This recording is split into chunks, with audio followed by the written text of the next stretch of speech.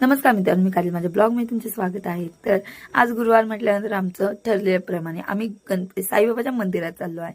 साईबाबाच्या मंदिरात गेल्यानंतर आम्हाला बरेचसे काम आहे, भाजी घ्यायची आहे, रिमोट वगैरे खूप घ्यायचा आहे। तिथे गेल्यानंतर तुम्हाला कळेलच व्हिडिओमध्ये। सगळ्यात अगोदर आम्ही साईबाबांचे दर्शन घेतले।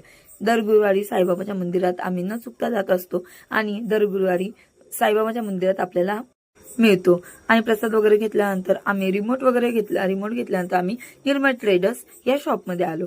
इथे खूप व्हरायटीचे वेगवेगळ्या पद्धतीचे देव साहित्य, देवघरातले साहित्य मिळतात।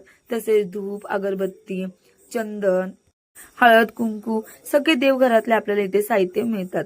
मग आम्हाला धूप घ्यायची होती, कापुरी घ्यायचा होता आणि चूज करत होती त्यातून कोणता घेऊ म्हणून। तर एक आवडला, तर एक अगस्तीच्या डॅडाला आवडला। अगस्तीच्या डॅडा बोलले तू श्रीधन घे आणि मी चंदनचा घेतला। असे दोन चॉईस करून आम्ही दोन धूप घेतले आणि त्यानंतर भरपूर अशा वस्तू घेतल्या। बाहेर आल्यानंतर बघा माझी हालत, किती मॉडेल असू द्या पण बाईला चूल आणि मूल हे कधी सुटत नसते। मग आम्हाला यायला खरं तर खूप उशीर झाला होता। अगस्ती डॅडा बोलले की घरी जाऊन जेवण बनवण्यापेक्षा तसंच आपण इथे जेवण करूया। समर्थ भोजनालय शुद्ध शाकाहारी म्हणून या हॉटेलचं नाव आहे।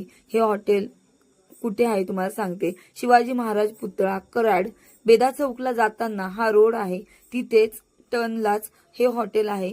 या हॉटेलमध्ये अवश्य भेट द्या। जेवणाची टेस्ट खरंच खूप अप्रतिम आहे। तुम्ही कुठेही इथे जवळपास राहत असाल तर नक्की ह्या हॉटेलला व्हिजिट करा। आम्ही इथे 2 ते 3 वेळा येऊन गेलेलो आहे, पण जेवण खरंच घरगुती जेवण असतं। चपाती, भात, आमटी सगळं काही जेवण छान असतं। आणि सगळ्यात पहिले सांगायचं म्हटलं तर जेवणामध्ये अजिबात सोडा वापरला जात नाही। तर आजच्या जेवणामध्ये भेंडी मसाला, वरण, कढी, खीर, पापड, ठेचा, वांग्याची आमटी, जिरा राईस, चपाती आणि कांदा असं जेवण होतं। हे सगळं घरगुती जेवण आहे आणि काकू खरंच खूप छान असं जेवण बनवतात। तर तुम्ही जवळपास असेल तर नक्की या हॉटेलला व्हिजिट करा। तर भेटूया अशाच नवनवीन व्हिडिओमध्ये, तोपर्यंत बाय।